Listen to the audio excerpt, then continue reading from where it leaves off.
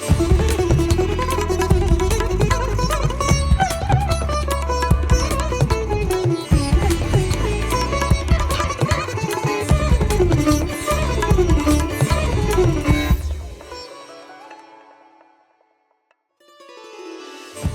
श्री साई राम। साई प्रेम वाणी के हमारे आज के प्रसारण में आप सबका हार्दिक स्वागत है। आज हम आप सबके लिए लेकर आए हैं सुमधुर कार्यक्रमों की मनमोहक कड़ी। आज के प्रसारण में आप अवतार वाणी के अंतर्गत श्री भगवान द्वारा दिए गए एक दिव्य संदेश का एक भाग सुनेंगे। तो चलिए कार्यक्रम का शुभारंभ करते हैं।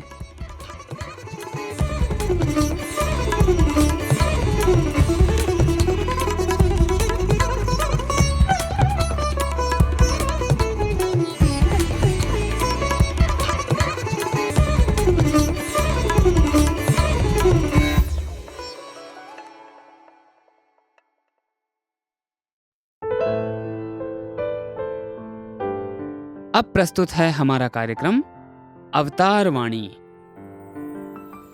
भगवान बाबा द्वारा सन 1984 को श्रीमद् भगवद गीता पर दिए गए दिव्य संभाषण का एक भाग आज हम प्रस्तुत करने जा रहे हैं।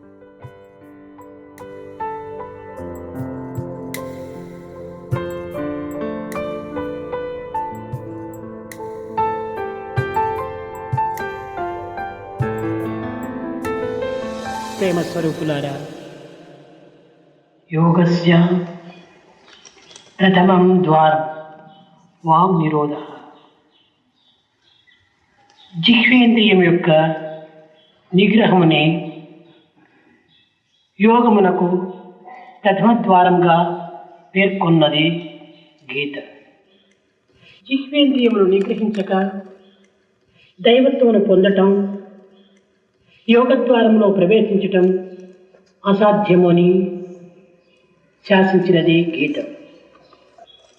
ప్రాణికి అనేక ఇంద్రియములు ఉంటున్నవి. అయితే కొన్ని ఇంద్రియములు మాత్రము జాగ్రత్తగా తెలిసి ఉపయోగించుకోవాల్సి వస్తుంది. योगस्य प्रथमं द्वारं वांग निरोधः. जिह्वेंद्रिय के नियंत्रण को ही योग के प्रथम द्वार के रूप में गीता ने प्रतिपादित किया है. गीता का आदेश है कि जिह्वेंद्रिय के नियंत्रण के बिना दैवत्व को प्राप्त करना और योग द्वार में प्रवेश करना असंभव है. प्राणी के अनेक इंद्रिय हैं, परंतु कुछ इंद्रियों का सावधानी से सोच समझकर उपयोग करना चाहिए. ఉదాహరణకు అగ్ని. ఈ అగ్నిని జాగ్రత్తగా వినియోగించుకున్న ఇది మనకు ఉపకారిగా ఉంటుంది. దీనిని అజాగ్రత్తగా ఉపయోగించిన ఇది మనకు అపకారం చేస్తుంది. ఒక కత్తి లేక విద్యుత్ శక్తి, ఈ రెండు ఉంటున్నవి. వీటిని తెలుసుకొని ఉపయోగించిన మనకు ఉపకారులుగా ఉంటాయి. వీటిని తెలియక ఉపయోగించిన ఇవి మనకు అపకారిగా మారుతుంది. అపకారమునకు ఉపకారమునకు, మేలుకు కీడుకు మన యొక్క జాగ్రత్త అజాగ్రత్తలే దీనికి మూల కారణం. కనుకనే తెలిసి మెలగవలను తెలివితోడ అని ఇంద్రియముల యొక్క శక్తిని అతి ప్రధానముగా బోధిస్తూ వచ్చింది వేదాంతం. उदाहरण के लिए अग्नि.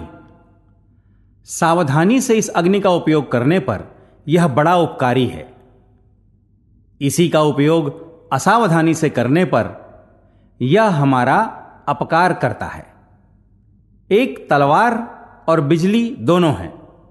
समझ के साथ इनका उपयोग करने पर ये उपकारी होते हैं और समझे बिना इनका उपयोग करने पर ये अपकारी होते हैं.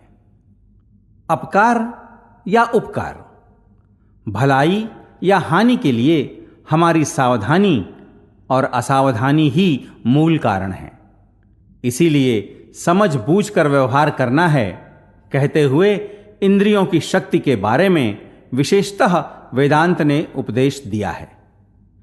మానవునికి ఉండినటువంటి యొక్క ఇంద్రియములలో ఒక్కొక్క ఇంద్రియము ఒక్కొక్క శక్తిని మాత్రమే కూడి ఉంటున్నది. అయితే జిహ్వ రెండు విధమైనటువంటి శక్తులతో చేరి ఉంటున్నది. ఒకటి మాట్లాడటం, రెండవది రుచి చూడటం. కనుకనే ఈ జిహ్వను అతి జాగ్రత్తగా మనం ఉపయోగించుకోవాలని గీతాశాస్త్రజ్ఞుడు చెప్పాడు. ఏ యొక్క సాధకుడు ఈ జిహ్వను అదుపులో ఉంచుకొనునో అట్టి సాధకుని యొక్క హృదయము నిర్మలమై, నిశ్చలమై, నిస్వార్థమై పరతత్వమును మాత్రం పొందుతుంది అని కూడా బోధించింది. इंसान को प्राप्त इंद्रियों में से प्रत्येक इंद्रिय में एक एक शक्ति विद्यमान है, लेकिन जिह्वा दो शक्तियों के साथ युक्त है। एक बातें करना और दूसरा स्वाद चखना। इसीलिए गीता शास्त्रज्ञ ने कहा कि इस जिह्वा का उपयोग बड़ी सावधानी से करना चाहिए। यह उपदेश दिया गया है कि जो साधक इस जिह्वा को वश में करता है उसका हृदय निर्मल, निश्चल, निस्वार्थ होकर पर तत्व को प्राप्त करता है। ఈ కారణమును పురస్కరించుకొని చాతుర్మాస వ్రతమని, ఏకాదశి వ్రతమని, ఒక్క ప్రొద్దులని ఈ విధమైనటువంటి పరిపరి పేర్లతో దీనిని అనుభవిస్తూ వచ్చారు సాధకులు. చాతుర్మాసం అనగా వర్షాకాలంలో గురు పూర్ణిమ నుండి తిరిగి 4 నెలలు ఆహారమును అదుపులో ఉంచుకోవటము, మౌనమును వహించటము, ఈ కారణముల చేత జిహ్వను అదుపులో ఉంచుకొనుటకు తగిన మార్గమును చూచుకుంటూ వచ్చారు. ఉపవాస వ్రతములు కూడాను ఈ విధమైనటువంటి కారణములతో ఏర్పడినటువంటివి. ఇది దేహరీతిగా ఆరోగ్యమును, మానసిక రీతిగా ఆనందమును కూడాను చేకూరుస్తుంది. इसीलिए साधक चातुर्मास्य व्रत, एकादशी व्रत जैसे व्रतों का अनुसरण करते आए हैं। चातुर्मास्य का अर्थ वर्षा के मौसम में गुरु पूर्णिमा से 4 महीनों तक भोजन पर नियंत्रण रखना और मौन धारण करना है। उपवास व्रत का विधान भी इन्हीं कारणों से हुआ। यह दैहिक स्तर पर स्वास्थ्य और मानसिक स्तर पर आनंद प्रदान करता है। అమితాహారము సాధకులకు చాలా ప్రమాదమని కూడాను బోధించింది. అన్ని విధములైనటువంటి యొక్క రుచులతో కూడినటువంటి ఆహారము సాధకుని తమో గుణములోకి కొనిపోతుంది. తనకు రుచికరమైనటువంటి ఆహారమును భుజించుతూ దైవ సన్నిధిని, దైవ తత్వమును అనుభవించటకు సాధ్యమవుతుంది అని పలికినంత మాత్రమున ఇది ప్రయోజనం లేదు. మొట్టమొదట జిహ్వను అదుపులో ఉంచుకోవాలి. జిహ్వను అదుపులో ఉంచుకున్నప్పుడు మిగిలినటువంటి ఇంద్రియములన్నీ కూడాను తమంతట తామే అదుపులోకి వస్తాయి. కానీ ఈనాటి సాధన మార్గమునందు అన్ని రకములైనటువంటి సాధనలు ఆచరిస్తున్నారు. కానీ దీనికి ప్రధానమైన మూలాధారమైన నిజమైనటువంటి యొక్క తత్వమును వారు గుర్తించుకోలేక జిహ్వను నిగ్రహించుకోలేకపోతున్నారు. పాత్రలో నీరంతా కారిపోవాలంటే 10 చిల్లులు ఉండనక్కర్లేదు, ఒక్క రంధ్రం ఉంటే కూడా చాలు. అదే విధముగానే సాధకులకు దశేంద్రియములు కూడాను అరికట్టనక్కర్లేదు, ఒక జిహ్వేంద్రియమును అరికట్టితే అన్ని విధములైనటువంటి దీనిని కూడాను అదుపులోకి వస్తాయి. यह भी उपदेश दिया गया कि साधक के लिए अधिक आहार खतरा है। सभी प्रकार के स्वादों से युक्त आहार साधक को तमोगुण में ले जाता है। अपने पसंदीदा स्वादों से युक्त भोजन का सेवन करते हुए दैव सान्निध्य और दैवत्व का अनुभव प्राप्त किया जा सकता है। ऐसा कहने मात्र से कोई प्रयोजन नहीं है। सबसे पहले जिह्वा को वश में रखना चाहिए। जिह्वा को वश में रखने पर अन्य सभी इंद्रिय अपने आप वश में आ जाते हैं। आज के साधक साधना मार्ग में सभी प्रकार की साधनाएं तो कर रहे हैं, परंतु इससे संबद्ध प्रधान, मूलाधार और असली तत्व से अनभिज्ञ रहने के कारण जिह्वा को नियंत्रण में नहीं कर पा रहे हैं। पात्र का पूरा पानी रिस जाने के लिए 10 छेदों का होना आवश्यक नहीं है, एक छेद होना ही काफी है। इसी प्रकार साधक को दशेंद्रियों को वश में करने की आवश्यकता नहीं है। एकमात्र जिह्वा को वश में करने पर सभी इंद्रिय वश में आ जाते हैं। విశ్వేంద్రియమును అరికట్టుకోలేకపోవటం చేతనే మానవుని యందు అనేక విధములైనటువంటి ఉద్రేకములు, కల్లోలములు, సందేహములు, అనేక విధమైనటువంటి యొక్క మానసిక చంచలత్వమును అభివృద్ధి పరుస్తూ వచ్చింది. మాటకు మించిన విలువలు మరొకటి లేదు. కనుక మాటను అదుపులో ఉంచుకోవటము, జిహ్వను అదుపులో ఉంచుకోవటము సాధకులకు ప్రధానమైనటువంటి యొక్క సాధన. జీవితములో అల్ప ఫలములు అందించేటువంటి యొక్క పదార్థములకే అనేక విధమైనటువంటి త్యాగములు చేస్తున్నారు మానవులు. డబ్బు చెల్లించినదే అంగటిలో అనేటువంటి సరుకు మన హస్తములకు రావటం లేదు.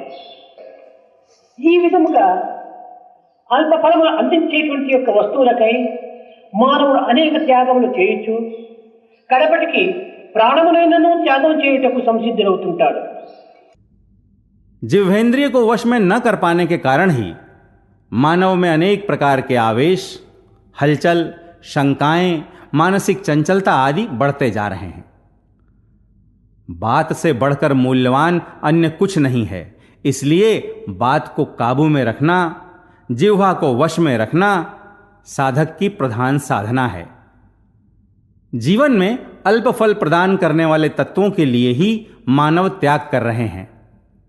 बिना पैसे दिए दुकान की वस्तु हमारे हाथ में नहीं आ रही है। इस तरह मानव अल्प फल प्रदान करने वाली वस्तुओं के लिए अनेकों त्याग कर रहा है। अंततः अपने प्राणों को भी त्याग करने के लिए वह तैयार हो रहा है। అన్నింటికంటే అధికమైనటువంటిది, అన్నింటికంటే ఆధారమైనటువంటిది, అన్నింటికంటే ఆనందమైనటువంటిది ఆత్మలాభం. ఇట్టి ఆత్మలాభములకు త్యాగం చేయుటలో మానవునికి ఒరిగిపోయేటువంటిది ఏమున్నది? ఒకదానిని మనం త్యాగం చేసినప్పుడే మరొకటి మనకు ప్రాప్తిస్తుంది. బజారులో ఒక కూరగాయలు కొనవాలంటే మన నుంచి డబ్బు పోతేనే అతని నుంచి మన కూరగాయలు వస్తున్నాయి. మనము ధనమును త్యాగం చేయక ఆ యొక్క కూరగాయలు మనకు లభించటం లేదు. ఒకటి త్యాగం చేయటం వల్లే మరొకటి మనకు ప్రాప్తిస్తుండాలి. అదే విధముగానే సుగుణములు మానవుని యందు అభివృద్ధి కావాలన్నా దుర్గుణములను త్యాగం చేయాలి. అసమత్వమును త్యాగము చేసినప్పుడే సమత్వము మనలో అభివృద్ధి అవుతుంది. దుర్బుద్ధులను మనం త్యాగము చేసినప్పుడే సుబుద్ధులు మనలో చేరుతూ వస్తాయి. అట్లు కాక మనలో ఉండినటువంటి యొక్క దుర్బుద్ధులను, దురాలోచనలను, దుర్గుణములను త్యాగము చేయక సద్బుద్ధులు, సదాలోచనలు, సద్గుణములు మనకు ఏ రీతిగా అలవడతాయి? सबसे अधिक, सबका आधार, सबसे आनंददायक आत्मलाभ है। ऐसे आत्मलाभ के लिए त्याग करने में हानि ही क्या है? एक का त्याग करने पर ही हमें दूसरा प्राप्त होता है। बाजार में सब्जियां खरीदनी हैं तो हमसे पैसे जाने के बाद ही सब्जियां मिलती हैं। पैसों का त्याग किए बगैर हमें सब्जियां नहीं मिल रही हैं। एक का त्याग करने पर ही दूसरा हमें प्राप्त होता है। इसी प्रकार मानव में सद्गुणों का विकास होना है तो दुर्गुणों का त्याग करना है। असमानता का त्याग करने पर ही हम में समानता का विकास होगा। दुर्बुद्धि का त्याग करने पर ही हम में सुबुद्धि बढ़ेगी। अपने दुर्बुद्धि, दुष्ट विचारों एवं दुर्गुणों का त्याग किए बगैर सद्बुद्धि, सद्विचार और सद्गुण कैसे हमारी आदत बन पाएंगे? జయదేవుడు జిహ్వే రసగ్ని అన్నాడు. రసముతో కూడినటువంటి యొక్క జిహ్వను మనము సరైన అదుపులో ఉంచుకొని దానికి హద్దులో తగినటువంటి మాటల చేత, హద్దుకు మించిన ఆహారం చేత దానిని సంతృప్తిపరిచిన మనకు ఆనందం అనేటువంటిది కరతలామలకమవుతుంది. దీనిని మౌనము అని కూడా చెప్తూ వచ్చారు. ఈ యొక్క మౌనము అనేటువంటిది కేవలము వాగ్బంధన మాత్రమే కాదు, హృదయ సంబంధమైనటువంటి తలంపులు కూడా మనలో ఆవిర్భవించరాదు. కనుక ఇట్టి హృదయ సంబంధమైనటువంటి భావములు ఆవిర్భవించకుండా ఉండే నిమిత్తమై మనం కొంత ఆహారమును అదుపులో ఉంచుకోవాలి. ఎక్కువ కోరినటువంటి పదార్థములంతా కూడా మనం దానికి అందించరాదు. इसीलिए जयदेव ने जिह्वे रसज्ञे कहा. रसयुक्त जिह्वा को सही ढंग से वश में रखते हुए सीमित शब्दों और मिताहार से उसे संतुष्ट रखने पर हमारे लिए आनंद सहज हो जाएगा. इसी को मौन भी कहा गया है. मौन का अर्थ मात्र वाक बंधन ही नहीं है, बल्कि हृदय में विचार भी उत्पन्न नहीं होने चाहिए. अतः हृदय में विचारों के उत्पन्न न होने के लिए हमें आहार को भी वश में रखना चाहिए. जिह्वा जो कुछ मांगती है उसे उसको देना नहीं चाहिए. ఇక్కడే ఆత్మ అనాత్మ, నిత్య అనిత్య అనేటువంటి విషయ పరిశీలన చేసేటువంటి వివేకాన్ని మనం అభివృద్ధి పరచుకోవాలి. దీనినే బుద్ధి యోగము అన్నారు. నిత్యానిత్య పరిశీలన సత్వంతో కూడినటువంటి వివేకమే బుద్ధి యోగం. ఈ ఆహారము సాత్వికమా లేక రాజసికమా తామసికమా అనేటువంటి విచారాన్ని మనం చేయాలి. నేను భుజించేటువంటి ఆహారము హితముగా మితముగా ఉన్నదా లేదా అనేటువంటి విచారాన్ని కూడాను మనం చేయాలి. ఈ విధమైనటువంటి ఆహారమును తెలిసి విచారణ సలిపి మనం భుజించినప్పుడు మానవునికి సంభవించేటువంటి కొన్ని దూషణ భూషణల యొక్క ప్రభావములు అతనిలో ఏమాత్రం కూడాను చెలింప చేయకుండా ఉంటాయి. అట్లు విచారణ చేయక కేవలం ఆకలి తీరటమే ప్రధానమైన లక్ష్యంలో ఉంచుకొని దీనికి రుచియే ప్రధానమైనటువంటి తత్వంలో మనం అనుభవించటం చేత మన యొక్క రాగద్వేషములను మనము అదుపులో పెట్టుకోలేకపోతున్నాం. आत्मा अनात्मा नित्य अनित्य जैसे विषयों का विश्लेषण कर विवेक शक्ति को बढ़ाना चाहिए. इसे ही बुद्धि योग कहा गया है. नित्यानित्य के विश्लेषण शक्ति से युक्त विवेक ही बुद्धि योग है. हमें विचार करना चाहिए कि आहार सात्विक है, राजसिक है अथवा तामसिक है. यह भी विचार करना चाहिए कि जो आहार ले रहे हैं वह मित और हितकारी है या नहीं. जब जानकर विचार कर आहार को खाएंगे तब आलोचना और प्रशंसा से संबंधित प्रभाव मानव को विचलित नहीं कर पाएंगे. ऐसा न करके केवल भूख मिटाने को ही लक्ष्य मानकर इसके लिए स्वाद को ही आधार बनाकर खाने के कारण ही राग और द्वेष को वश में नहीं कर पा रहे हैं. ఎవరైనా మనల్ని పరిహసించిరా లేక దూషించిరా నిందలు పలికిరా ఒక్క నిమిషంలో మనం కురింగిపోతున్నాం. నిండు మనిషి కాలు మనిషిగా రూపొందిపోతున్నాడు. ప్రపంచమే అతనికి శూన్యంగా కనిపిస్తుంది. విచారవంతుడై తల వంచుకుంటాడు. జీవితమే వ్యర్థమని భావిస్తాడు. కారణమేమిటి? ఈ బలహీనత కంటే కారణము ఈ ఆహారమే. ఇంకెవరైనా మనల్ని వర్ణించినా లేక అనేక విధములుగా మనం పొగిడిదరా దీనితో మానవుడు ఉప్పొంగిపోతాడు. ఇంకా అతన్ని పట్టడానికి పగ్గములు కూడాను చాలా. ఇలాంటి పొగట్టుటకు పొంగిపోవటము, దూషించుటకు కృంగిపోవటము, ఈ పొంగి కృంగనటువంటి యొక్క సమతత్వాన్ని అనుభవింపచేసే నిమిత్తమై ఈ ఆహార నియమమును అతి జాగ్రత్తగా అందిస్తూ వచ్చింది గీత. जो कोई हमारा परिहास करता है या आलोचना करता है अथवा निंदा करता है तो हम क्षण भर में टूट से जाते हैं. पूरा मनुष्य 1/4 में घट सा जाता है. संसार उसके लिए सूना सूना सा प्रतीत होता है. निराशा से सर झुका लेता है. जीवन ही व्यर्थ प्रतीत होने लगता है. कारण क्या है? इस कमजोरी का कारण आहार ही है. यदि कोई वर्णन करता है या प्रशंसा करता है तो मानव फूला नहीं समाता है. उसे संयमित कर पाना भी असाध्य हो जाता है. ऐसी प्रशंसाओं से फूला न समाना और निंदा से निराश हो जाना सही नहीं है. इस फूले न समाने और निराशा से परे समत्व की स्थिति का अनुभव प्राप्त करने के लिए गीता ने आहार के विषय में सावधान रहने का उपदेश दिया. కనుకనే పాత్ర శుద్ధి, పాక శుద్ధి, పదార్థ శుద్ధి ఈ 3 శుద్ధులు లేకుండా ఆహారం భుజించరాదు అని శాసించింది. పాత్ర శుద్ధి మనం వండేటువంటి పాత్ర పరిశుద్ధంగా ఉంటుండాలి. పదార్థ శుద్ధి అనగా ఈ పదార్థము అన్యాయంతో ఆర్జించినటువంటిదా, న్యాయంతో ఆర్జించినటువంటిదా? మన చెమటార్చి దీనిని తెచ్చుకున్నటువంటి ఆహారమా, లేక దొంగ నుంచి తెచ్చుకున్నటువంటి ఆహారమా? ఇది ఏ విధంగా పరులను బాధించకుండా వచ్చినటువంటి ఆహారమా, లేక పరుల యొక్క ఆనంద హృదయంతో చేకూరినటువంటి ఆహారమా అనేటువంటి ఈ పదార్థం యొక్క విచారాన్ని కూడా మనం చక్కగా విచారించాలి. అన్యాయార్జిత పదార్థము ఇది కేవలము అనారోగ్యాన్ని కలిగించటమే కాకుండా దుర్బుద్ధులను కూడా పెంచుతుంది.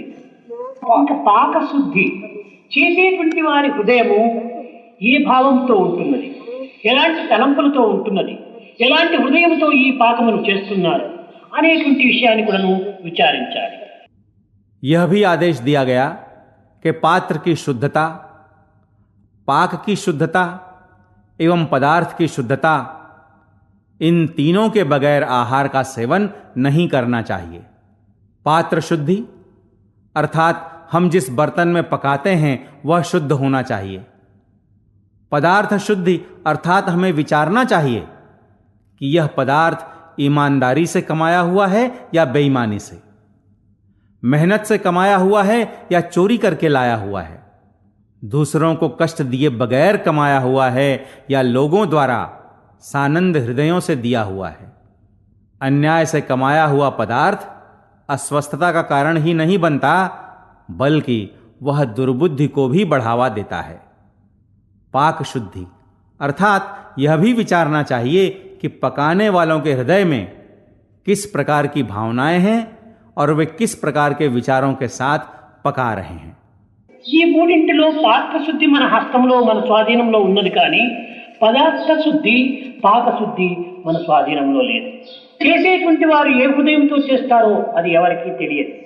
అంగడి నుంచి తెచ్చినటువంటి ఒక పదార్థం కానీ, లేక బజారులో కొన్నటువంటి కూరగాయలు కానీ వారు దొంగిలించి తెచ్చారో, లేక వారి తోట నుంచే తెచ్చారో, ఇంకెవరికైనా మోసం చేసి తెచ్చారో అది మనకు తెలియదు. కనుకనే పాకం అయిన తరువాత మనం భుజించక పూర్వము బ్రహ్మార్పణం, బ్రహ్మహవిత్, బ్రహ్మాగ్నం, బ్రహ్మనాహుతం, బ్రహ్మయువతేన గంతవ్యం, బ్రహ్మధర్మ సమాధిన అని పరమాత్మకు అద్భుతముగా గావించి మనం భుజించడంలో ఈ మూడు శుద్ధులు అందులో చేరిపోతాయి. ఆ నిమిత్తమై ఈ విధమైనటువంటి యొక్క ప్రార్థనను అందిస్తూ వచ్చిందే కానీ కేవలం భుజించడం పూర్వం ప్రార్థన చేయాలని ఒక నిర్బంధమైనటువంటి యొక్క శాస్త్రము కాదు. इन तीनों में से पात्र शुद्धि ही हमारे अधीन में है. बाकी दोनों पदार्थ शुद्धि और पाक शुद्धि हमारे अधीन में नहीं है. पकाने वाले किस भावना के साथ पकाते हैं यह कोई नहीं जान सकता है. दुकान से लाई गई अथवा बाजार से लाई गई सब्जियां लाने वाला कहीं चोरी करके लाया है या अपने बगीचे से लाया है या किसी को धोखा देकर लाया है, यह हमें पता नहीं चलता है. इसीलिए पकाना समाप्त होने पर खाने से पहले ब्रह्मार्पणम ब्रह्महविः ब्रह्मोग्नौ ब्रह्मणाहुतम ब्रह्मेव तेन गंतव्यम ब्रह्म कर्म समाधिना, इस प्रकार परमात्मा को समर्पित करके खाने पर ये तीनों शुद्धियां उसमें शामिल हो जाती हैं. इसी कारण से ऐसी प्रार्थना करने को कहा गया है. ये नहीं कि खाने से पहले शास्त्र सम्मत रूप में प्रार्थना करना अनिवार्य है. ప్రార్థన చేయుటకు పూర్వము ఇది ఒక ఆహారంగా ఉంటుంటాది. ప్రార్థన చేసిన తర్వాత ఇది ప్రసాదంగా మారిపోతుంది. ఈ ప్రసాదములకు ఎట్టి దోషము కూడా ఉండదు. పాక దోషము, పదార్థ దోషము, ఇంకా పాత్ర దోషము, మూడింటి దోషములు కూడా ఈ ప్రార్థన పరిహారం చేస్తుంది. కనుకనే గీతలో ప్రధానంగా సాత్విక ఆహారము, మితాహారము అత్యవసరమని, జిహ్వను అరికట్టుకోవటము ప్రధానమైనటువంటి సాధనని కూడాను ప్రబోధించింది. ఇది ఆహారమునందు ఇది సరైనటువంటి రీతిగా మనకు గోచరిస్తుంది. प्रार्थना करने से पूर्व यह आहार है और प्रार्थना करने के बाद यह प्रसाद हो जाता है. ऐसे प्रसाद में कोई दोष नहीं होता है.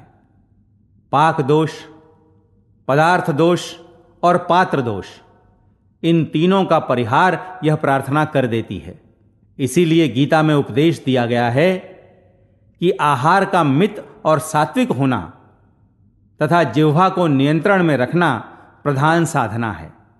आहार के संदर्भ में हमें यह सही दिख पड़ता है। हे शिव शंकर नमामि शंकर, शिव शंकर शंभो। हे शिव शंकर नमामि शंकर, शिव शंकर शंभो। हे शिव शंकर नमामि शंकर, शिव शंकर शंभो। हे शिव शंकर नमामि शंकर, शिव शंकर शंभो। हे गिरिजापति भवानी शंकर, हे गिरिजापति भवानी शंकर, हे गिरिजापति भवानी शंकर, हे गिरिजापति भवानी शंकर, शिव शंकर शंभो।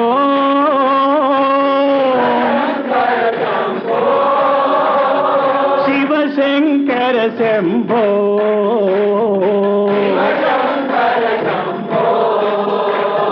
शिव शंकर शंभो।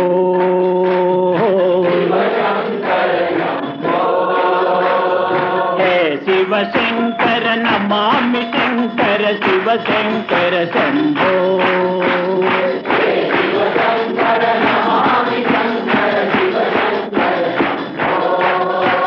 हे शिव शंकर नमामि शंकर, शिव शंकर शंभो।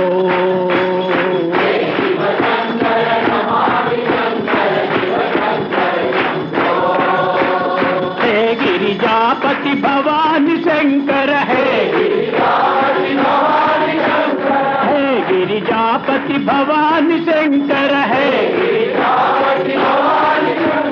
भवानी शंकर, हर भवानी शंकर, शिव भवानी शंकर, शिव शंकर शंभो। शिव शंकर शंभो। शिव शंकर शंभो। शिव शंकर शंभो। हे शिव शंकर नमामि शंकर, शिव शंकर शंभो।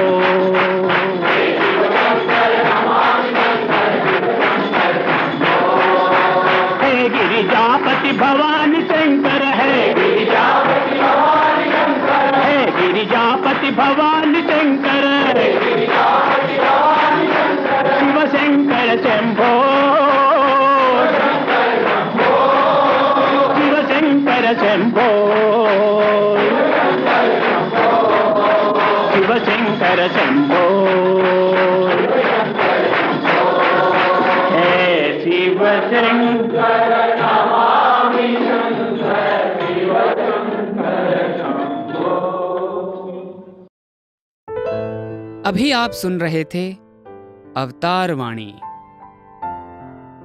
आज आपने भगवान बाबा द्वारा सन 1984 में श्रीमद् भगवद गीता पर दिए गए दिव्य संभाषण का एक भाग सुना।